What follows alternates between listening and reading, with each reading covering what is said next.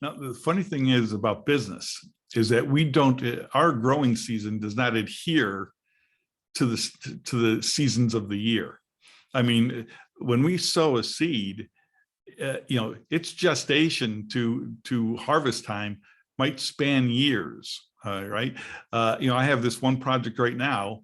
I started it back in January of 2022. I got the call in December of 2021. And, I'm looking at my appointment calendar. I don't recognize this person. Now, who is this person that made an appointment? So, LinkedIn being your friend, I found out that, the person and I were first level connections.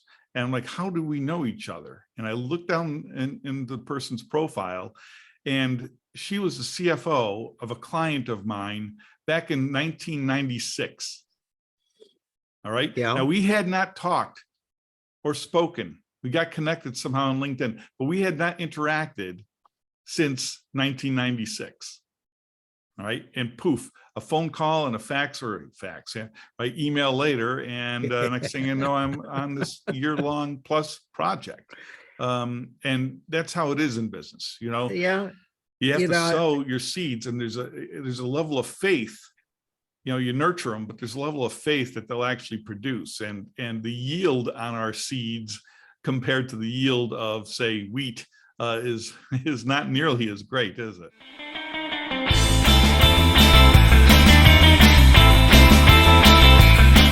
Welcome to the Outliers Inn, produced by the Operational Excellence Society and sponsored by Zonatech Consulting Group International, with your hosts, Joseph Paris and David Schneider.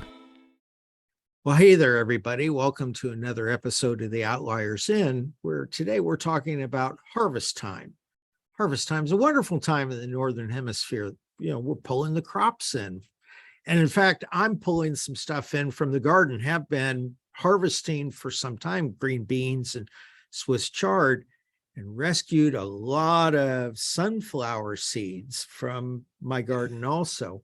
But that's just on the garden side. And one of the other things that harvest time does is, what are the other things that you want to try to harvest? You're getting to the end of the year. A lot of companies are trying to pull their numbers in to have a great year end. But in some cases, it's just pulling in what is already out there. So, let's talk a little bit about harvest time, JP. That sounds great, Mule. So what are you rescuing your sunflowers from?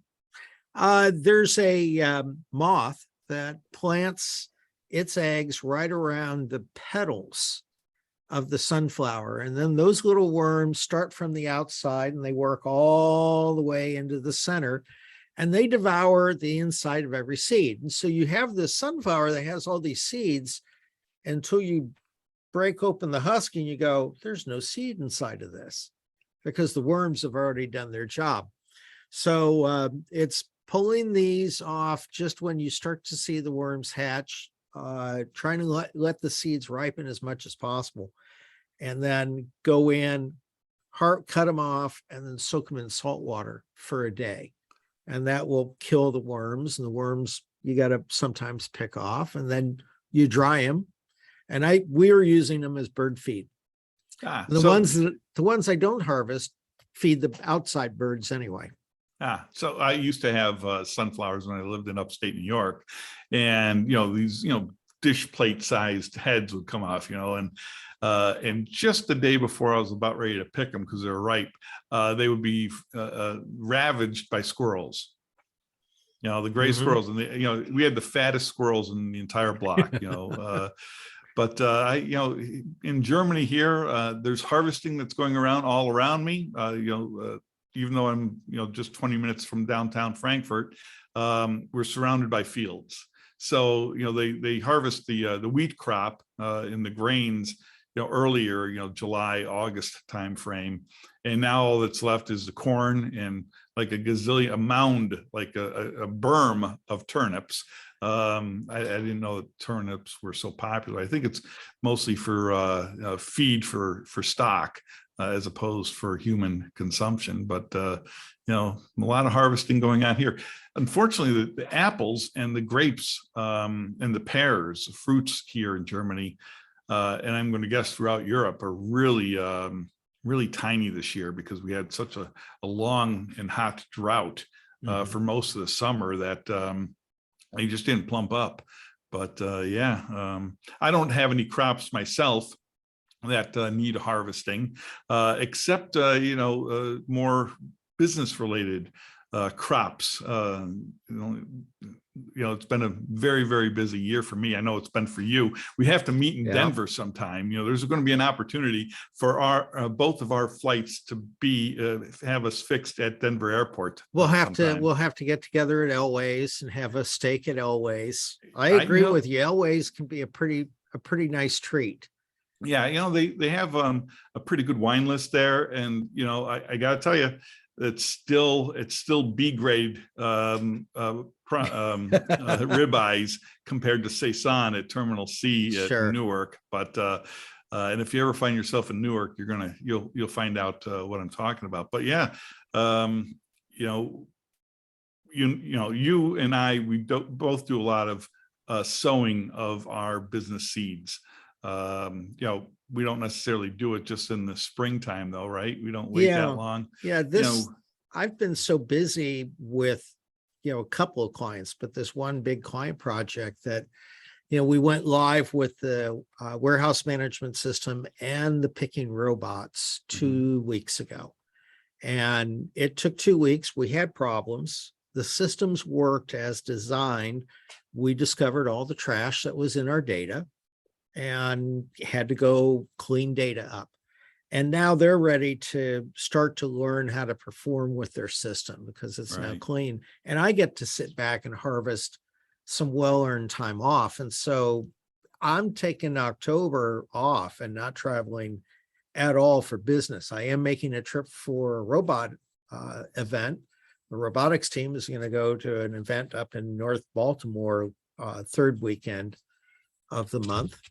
And we'll go have a day's worth of robotics with the high school kids. But other than that, I'm staying at home because I've got so much to do. So many projects have been waiting for me to do them. And it's a revenue that I got to harvest. I need the time in the shop to be able to get these projects done.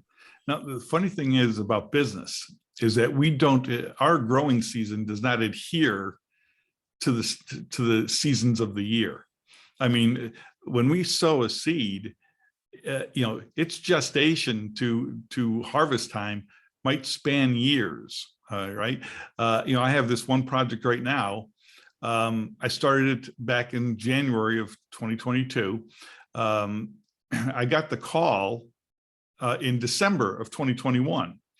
And, I'm looking at my appointment calendar. I don't recognize this person. Now, who is this person that made an appointment? So, LinkedIn being your friend, I found out that, the person and I were first level connections.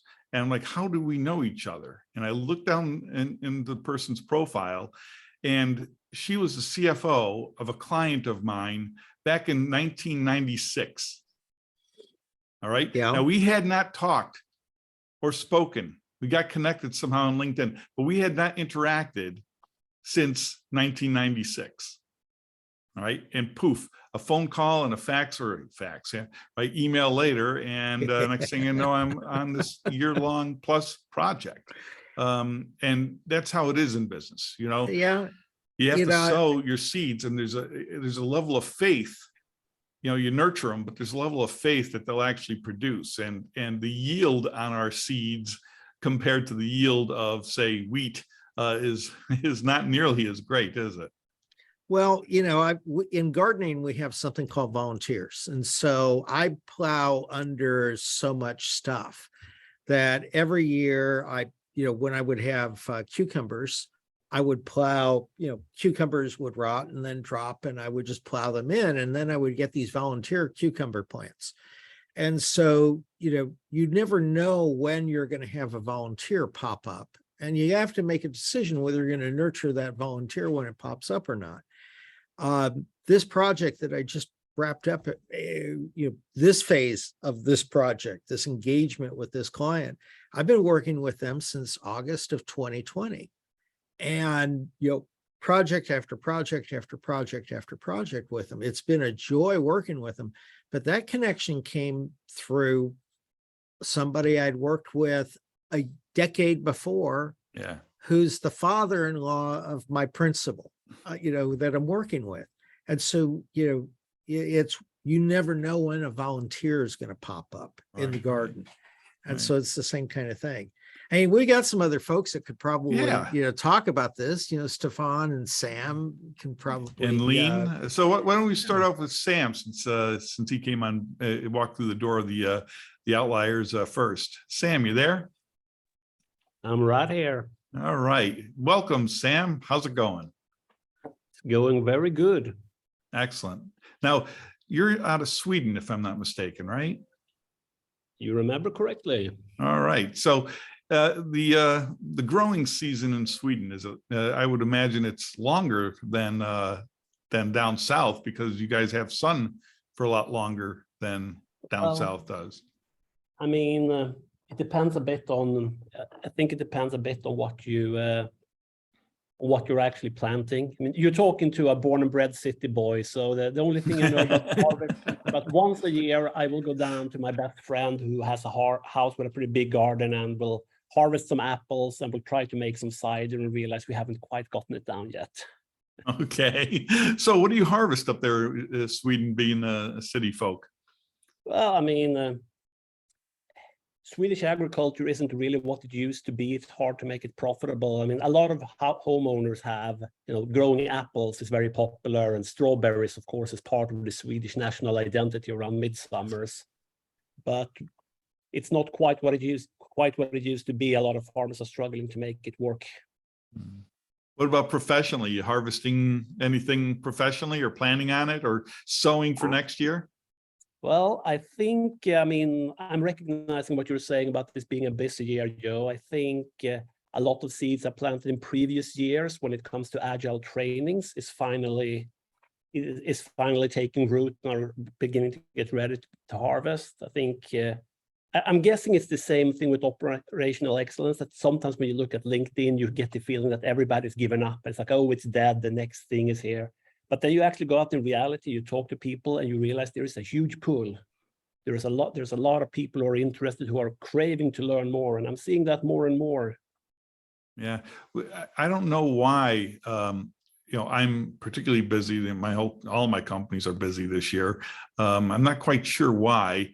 I don't know if it has to do with the economy, circumstance. I can't say that it's geocentric. I don't have any more business in the States than I have in Europe. It's fairly evenly balanced, but I'm just wondering why that bounty is so great this year compared to, and that there are lean years beforehand, but it's just more burdensome this year, it seems. So are you seeing that, Sam, up there in Sweden in your ecosystem? Yeah, I recognize what you're saying. I think it's a combination of two things, if we were there to guess. I mean, first, it's the fact that the world is opening up, which means, trainings and workshops are easy. People are considering them more, and it's possible to do them face to face. I also think that with, the coming, energy crisis in Europe, and I think more people are being aware that they actually have to look at how they're working instead of just focusing on working harder, actually looking at what can we do. And I think that plays well into the fields we're both into. Yeah. I'm wondering if companies, have very strong balance sheets by and large, and I'm just wondering if for once they're actually fixing the roof while the sun is shining. They have, maybe their supply chains are stretched and they can't produce as much, so they might as well optimize, and they're sitting on the cash to optimize. And it's going to be kind of interesting to, hypothesize and try to figure out why this year out of all. But it seems like, all the companies are investing in themselves from a technology and a process perspective. I don't see a whole lot of like Amazon stopped building warehouses. I mean, that's they put the kibosh on that. But I know Mule is working at some new warehouses, but those were, being planned beforehand, if I'm not mistaken. No, actually, all of this project in Utah all came after COVID hit.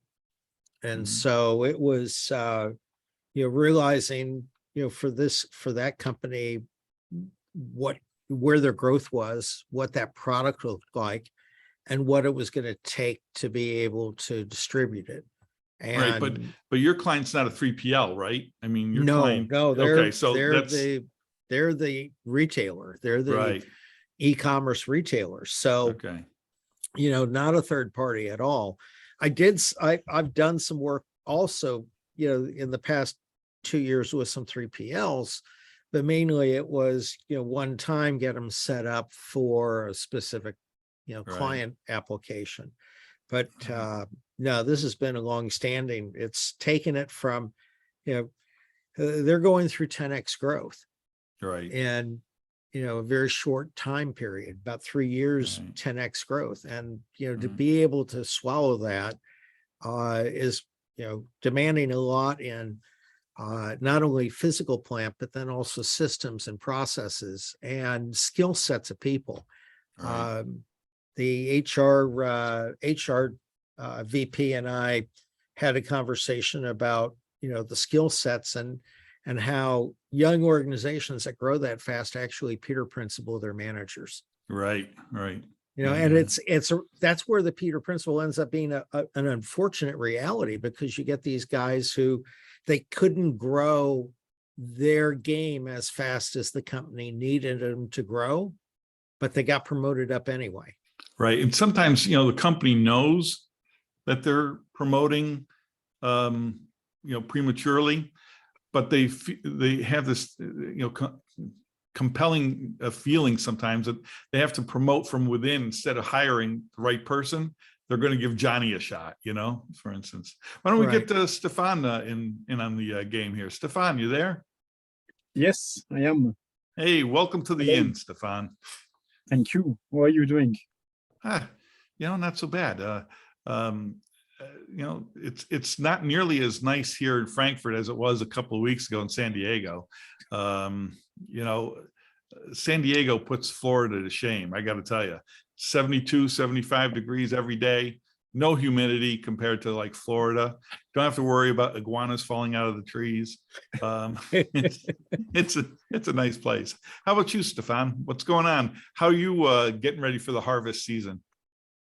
I am not especially in the sense of, not being a professional farmer. I am barely watching the farmer that is having a cornfield on the back of my garden harvesting, which is, harvester, making a lot of noise and dust, by the way.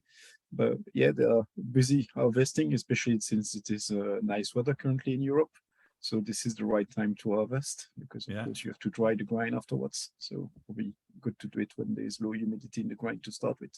Right. So, yeah. yes. How about, you have a particular interest in grains and the health of grains, being who you are and what you do. But, followed by the harvesting, won't you have that sweet smell of cow manure being spread all over the fields? Isn't that coming up soon? Not so much, to be honest. I'm quite lucky on that one. Yeah, it's a good one. But no, that we don't have. They tend to be quite. They tend to use chemicals to spread some, fertilizer on the field. Yeah, it's not just because the problem is grain cows is a very hard business, because you're not making a lot of money, and it's really, really hard work. So ultimately, many people are moving to grains only, or cereals as we call them, farmer. So they don't have so much access to manure, and then rely on chemicals, which anyway is doing business. Yeah, that's right. Yeah. So how about project wise? Are you going to be harvesting any projects before the end of the year? Anything exciting? The first thing that it's very exciting, but this is harvesting time, and you'll understand why, is I started my black belt certification, which is long overdue. And I call it harvesting time because, setting up the old business for the company took a long time. So we started almost 3 years ago with this project, I think. Went from strength to strength, and now we have the first Lean Six Sigma black belt among the company. And we are joining, and this is across the group, which means something like, 48,000 employees, which is a significant endeavor. When you Yeah, count the yeah. number of employees. So that's an interesting one. And discussing about, let me realize that in business you are like a lemon tree, because as far as I'm concerned, a lemon tree is one of the few trees that have flowers and fruit at the same time. So the lemon tree is always growing citrus. You can get those lemons growing at almost any period of the time as soon as you have the right conditions. And you can see in business is the same. You are at the same time having some blossoms and harvesting some of new fruits all of the same time. So this is probably the best analogy between harvesting crops and harvesting business. Yeah, that's a really good analogy. I never knew that lemon trees bloom all year round if the conditions are right. I didn't know that. I have seen some lemons that are about as big as my head, though. I didn't know they grew so gigantic, compared to the ones you get in the store. And I don't know what happens to the ones that are gigantic. They never seem to make it to the stores. They make some limoncello. Yeah. Okay. I don't know what they do. Yeah. Well, I enjoy my limoncello in the summertime, that's for sure. So super. So as we get towards the end of the year, what are your plans for like December? And I'll open this up to the group here. What are your plans like in December? Is December a mad dash to the finish line, or is it sort of like you're just trying to figure out and assess where you have been and where you need to go? What do you think? I'll start with Stefan. What is your December like work-wise? My December tends to be not a dash towards the line, because the way we are organized in corporate business is November is the dash to the end line. And then December is you're preparing the next year. So you have more, it's more preparation time and reflection time in December. Also because from the 15th of December, you have half of your colleagues that are already on vacation for the Christmas period. So, yeah, either they're actually gone or they're mentally gone. Yeah, exactly. Yeah. So this is where you cannot do much. So yes, the dash is in November, already starting now, a long sprint on this one until 30th of November. And then December, we plan for the next year, finish few in bits there and then. And probably the few days before Christmas is the best day ever, because no one is disturbing you anymore. They're all on vacation, so you can for once work properly. So this is, when the best time ever. So, Get stuff done. Exactly. Yeah. I think that's going to be similar to my year. We have a mad dash to get a bunch of things done by the end of November, or by the end of the first full week of December for sure, which I think would be something like the 10th or 9th or something like that. But after that, you're right, Stefan, people are planning for next year. Whatever's been done is done. It's hard to get people organized, and you know what, that's all right, because finally COVID is in the rearview mirror, regardless of what some people might want you to be fearful of anyway. But I'm looking forward to actually getting to some Christmas markets this year. Hey, and maybe you and I can have a Christmas market in Stroudsburg. That's a good one. The Christmas market are coming in, and some is it mulled wine? No, I don't know. You call that in they call it glühwein here. Yeah, glühwein. Yeah, this one. Yeah. You have to be careful not to drink too many of it. They sneak up on you. You have like a couple, 3 or 4, and then 10, and next thing you know, they should call them a card table because your legs fold up. So Sam, what about you? I'm finding that the first 2 weeks of December are usually quite busy, because for a trainer and coach, that's when people have time to do a lot of this. The mad dash from November is done.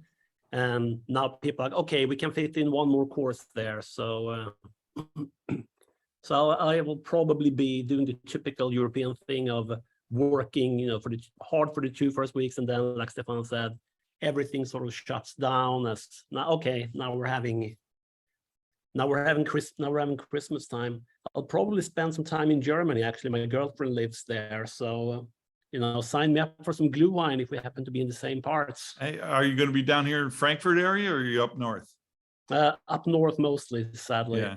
Yeah. Or around Düsseldorf. I haven't Yeah. gotten the geography down quite yet. Well, that's not too far away. I mean, and Cologne's got a really nice Christmas market, so maybe we can meet halfway. Let's. Yeah, that would work for me. So, what about you there, Mule? Well, the nice thing is I am taking, the month of October off on travel. Right. And so I get to pay a lot of attention to some projects that I've got here to get done in the shop. I mean, I've got some mobile industrial printer projects that need to get built and then packaged and shipped. And then November, I'm going to take some time off and go harvest some birds. And I'll be out the first weekend in November. I'll be out in the middle of central Kansas, the heartland of the U.S. Not with Dick Cheney, right? You're not no, going to bring not Dick with Cheney. Dick Cheney. No, Dick Okay. Cheney's not with me. But Good. I don't want to see your face. Yeah, I don't want to see your face. So go pheasant hunting for 2 days. And when I go pheasant hunting, it's a serious harvest. I usually come back with about 20 plus birds. No kidding. For the 2 days. So yeah. And that's a lot of, I mean, it's obviously, a lot of pheasant. Yeah, it's a lot of pheasant. It's a lot of pheasant. They're about the size of I don't want to say domestic chicken because those things No, get gigantic, they're much smaller. They're actually the meat that comes off of them is much smaller. It's really just the breast meat that you harvest. Right. And but the birds are gorgeous, and there's a lot of them out there. Some of them get introduced because there's hunting reserves and lodges around that area, and then there's a lot of public hunting area, and so there's quite a population in the area. And so I'll go do that, and then I'm going to make one last road trip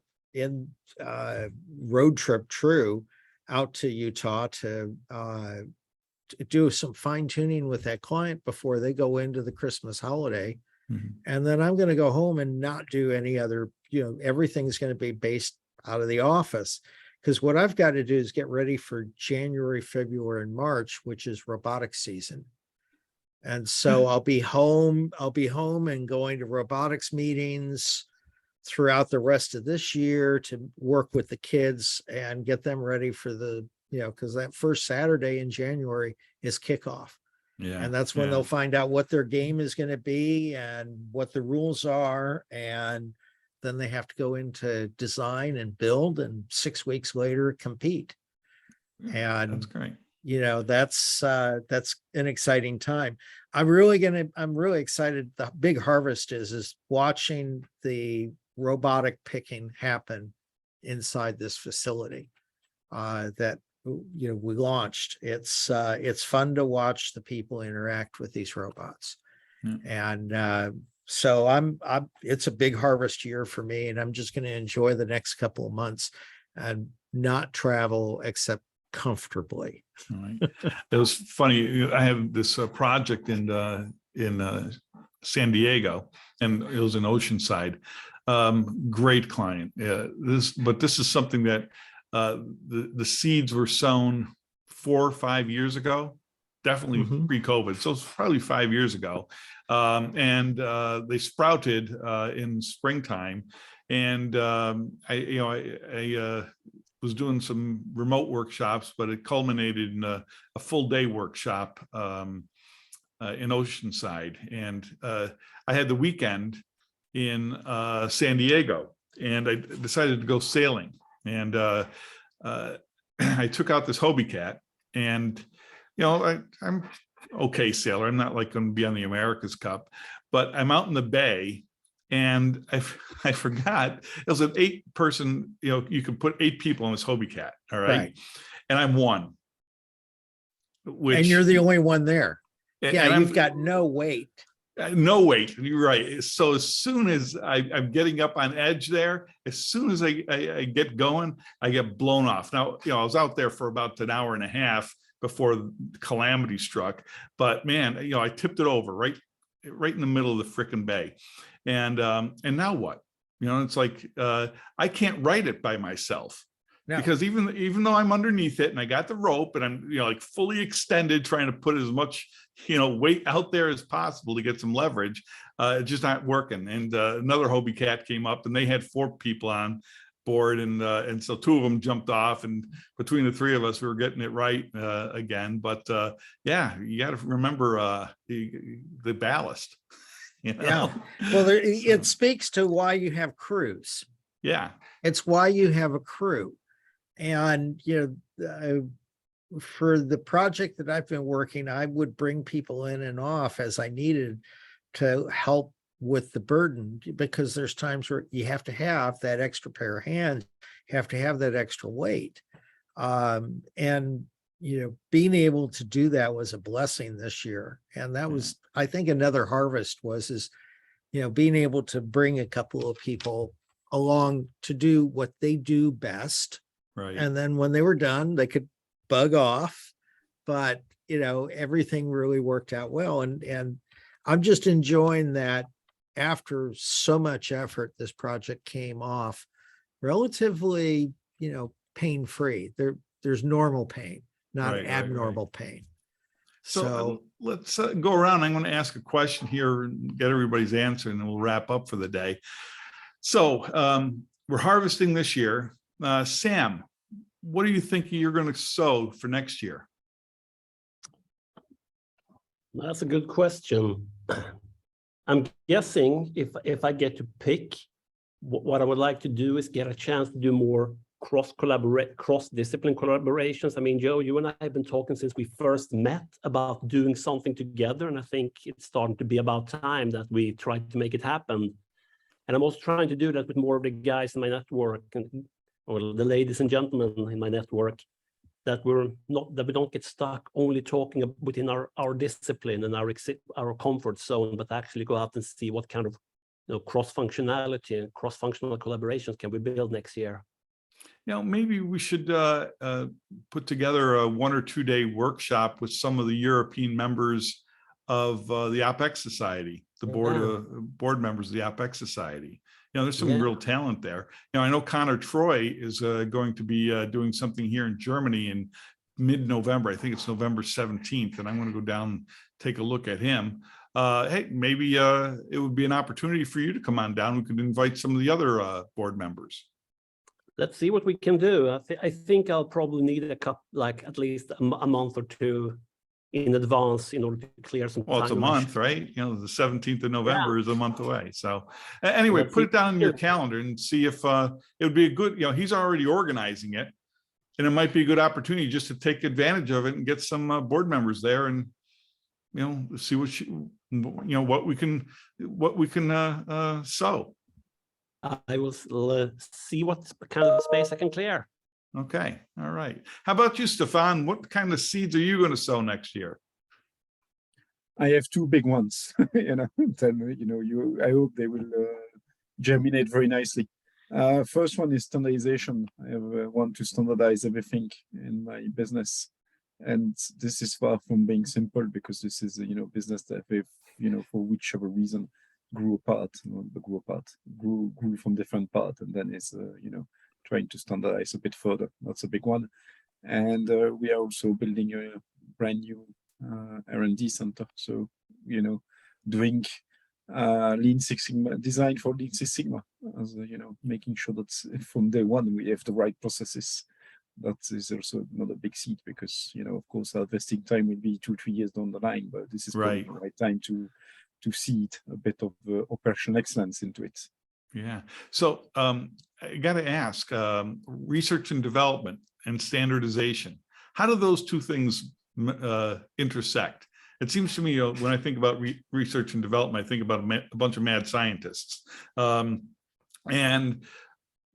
I can't imagine that, the experiments can be standardized. No, but this is exactly, this is a very interesting point, because there's 2 things. The first one is we can standardize all the things that are not the mad science.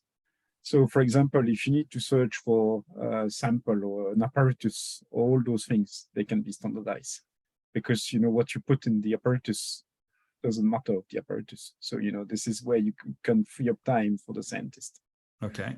So that's why it's really valuable, because you don't want the mad scientist to spend times on emails or on the phone or whatever because something is not working, or walking down the corridor because they are searching for something. This is what happens most of the time currently nowadays. It's, people believe that standardization is against research. Is quite the contrary. This is a key enabler for research, because then you don't waste time on something else than research. Right. And if you think to it, you can take it to the, your people are driving around, and people think, or you speak to teenagers, that having you license and a car is liberty, because you can go for wherever you want to go, from A to B. Right. But there is a huge standardization in the cars and in the safety rule that people have to comply to. When you think all the cars are all the same to start with, just when you think to it, they are different brands, but Right. it's nowadays mainly all the same. You're speaking about design and level of luxury, but the rest is more or less the same. And when you go on the roads, this is highly standardized between countries, and thank God, because of course in the US you are not crossing easily between states. But in Europe, you can imagine that if it was not standardized, you will have deaths on the road very often. So all those signs, and you cannot do whatever you want, because as soon as you decide to speed, a cop will be there to say, "Okay, so, you are speeding," and so this is a standard that society have agreed. But still, people believe that taking their car is liberty. So somehow you can see that a high degree of standardization give you that liberty. So we need to reach the same in R&D. That's what it look like. And the second point is ultimately you can leverage a lot from standardization in between the way the data are used and all that stuff. So there is a background operation that can be also very, very valuable from that perspective. So this is, not just speaking from the scientist perspective, but the sort of operational side in the background. You can do a lot. Yeah. Very cool. Very cool. Yeah. So how about you, David, Mule? Well, already seeds have been planted, ground plowed. And for the garden itself, I'll plow in November. I go out there and churn up dirt. But churning up dirt also, I've got a couple of other projects that are looming out there that are outgrowth of what I've been doing with the current project with the robots. And we'll see what blooms, because those are going to be volunteers. I have not been actively marketing or doing anything like that. The business that I've been doing for the past couple of years has been purely what has come up and volunteered along the way. Right. And I'm very happy with that level of activity, because I'm tired of running big organizations or even groups of people. So I'm looking at harvesting more time over the next year, and being able to harvest that time to spend more time with the robotics teams, and then also some of these other shop driven projects that I have that are, they generate revenue, they generate business. But if I'm traveling on the road, I can't get them done. Yeah. So my big thing that I'm pondering, and I'll either give it a green light or a yellow light. It won't be a red light, but I'll either give it a green light or a yellow light over the holidays, is putting pen to paper for a second book. I've got enough new material that it's going to be a much more prescriptive book than the first one. It'll build off of it, okay, but it'll be almost like a how-to launch an operational excellence program or a CI program. And I've worked a lot in the training and education piece. Just getting the people motivated to want to do it, mistakes people have made that I've seen, and the countermeasures that I've written about. So I'm gonna probably start working on book number 2 next year. Now that'll probably be the big thing, but I got a bunch of work too, so I have to try to balance that that development and what pays the bills kind of stuff. But I think it's time. And I've already spoken with my old substantive editor, the Metzger, I used to call him, because he was the butcher when he would take big slices of my book and say, get rid of this, add more here, bring this to the front, push this in the back. What the hell is this here at all for? Yeah. So, yeah. He was Got it. effective with that knife, wasn't he? He was very effective. It was why I hired him or selected him from the publisher, because he said that he knows that I want to get a message out. His job is to make sure people want to read it. Mhm. Okay. He was the reader's advocate. And I said, you know what? That's exactly what I need. So that's why I hired him. So Perfect relationship. You've Yeah. got to have every writer needs a good editor. So I guess we've talked about all we can talk about the harvesting this year and sowing next year. Let's go ahead and harvest this out the door. And let's harvest it. Let's harvest this this episode. So there's only one thing left to say. Don't drive like my brother.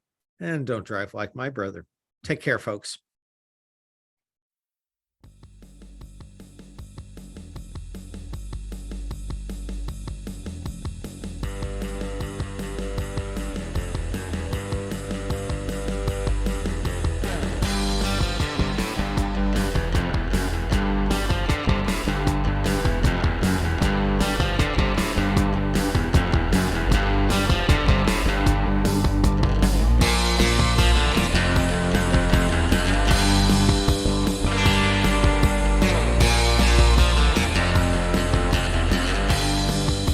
You have been listening to another episode of the Outliers Inn with your hosts, Joseph Paris and David Schneider. This program is produced by the Operational Excellence Society and sponsored by Zonotech Consulting Group International.